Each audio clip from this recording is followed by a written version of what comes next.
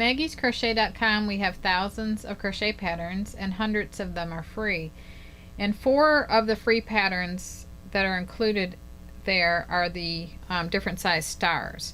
So in each video I'm going to show you how to do one of the 4 stars, and I'm going to start with this tiny star right here. So I've got a size 7 tulip Etimo hook, which is a great hook to use, and you could use any size yarn and just use a hook that coordinates with that yarn. So if you use a small thread, you're going to have to use a smaller steel hook. But I start with a slip knot, put it on my hook, and in another video I show you how to do the slip knot.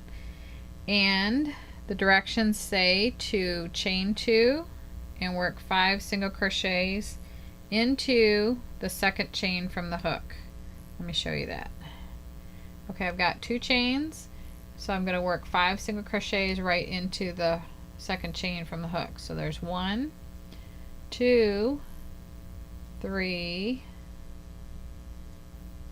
4, and 5. And now I need to join with a slip stitch to the first single crochet. So if you look right here, I've got 1, 2, 3, 4, and 5. And then I always leave a long end on my starting chain so I can pull that when I'm finishing it to close up that hole that's left there. So I've got 1, 2, 3, 4, 5. So this is the one I need to join to. So I'm going to go underneath both those loops of the first single crochet. I'm going to yarn over, and I'm going to turn the head of my hook down and draw that loop out, and then draw it through here. And that's how you join with a slip stitch to the first single crochet. So now I've got 5 single crochets in that round, and I'm going to go ahead and pull that strand, and so I don't have a hole in the middle anymore. So then the directions say chain 3, and that's so that you can start doing one of the spikes. 1, 2, and 3. And then it says to slip stitch in the second chain from hook. So it's right here, and a slip stitch is just yarn over and then draw through the loop that's on the hook, and then single crochet in the next chain. So you draw a loop up, yarn over, and draw through 2. And then it says to slip stitch in the next single crochet of round 1. So this is the one I joined to, so I'm going to go into this one right here. I'm going to slip stitch here, and then you just keep repeating this for each point of the star. So I chain 3, and I'm going to slip stitch in the second chain from hook, single crochet in the next chain, slip stitch in the next single crochet of round 1, and then chain 3 again, slip stitch in the second chain from hook, single crochet in the next chain, and then you're going to skip that one because you just worked in that one. You're going to slip stitch in the next one.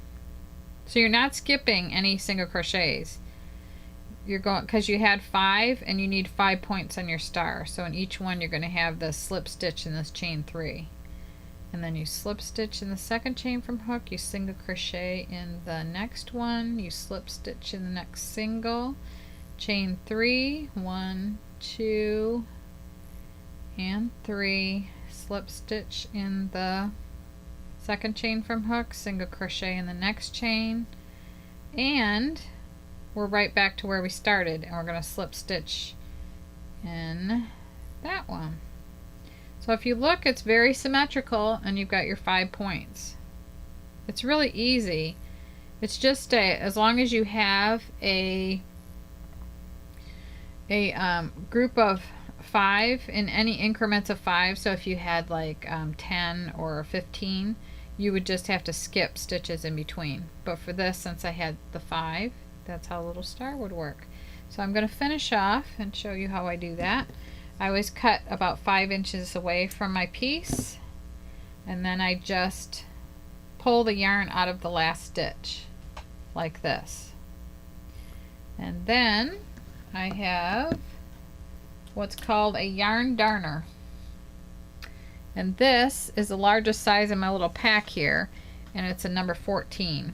But it has a real pointed edge, and I like that. So I'm going to do the center one first, and I always fold over my yarn, over my needle, pinch it off, and push that onto the folded side. Get this out of the way. Okay, I'm on the wrong side of the star. The right side looks like that. I'll be on the wrong side. Make sure that's pulled tight. You don't want to pull really tight because you don't want to break it. But you do want to put a little extra stitching back here to secure that. It's kind of like a drawstring. You don't want that to come out.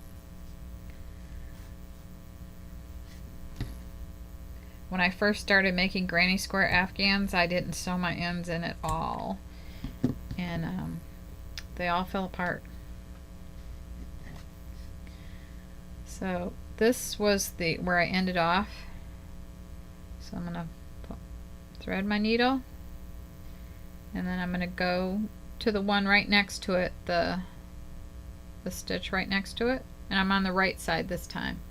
I'm gonna feed that to the back, and see, you can hardly notice that little place there. And then I'm gonna secure it on the back side, on the wrong side. And that's how you make the tiny star. And the yarn I used here is considered worsted weight, and so is the yarn for the yellow star here. But you'll notice that this came out a little bit bigger than the yellow one did. So that's one reason why you need to check gauge, because this, if this were like a sweater or something, it might not come out the size that you wanted it.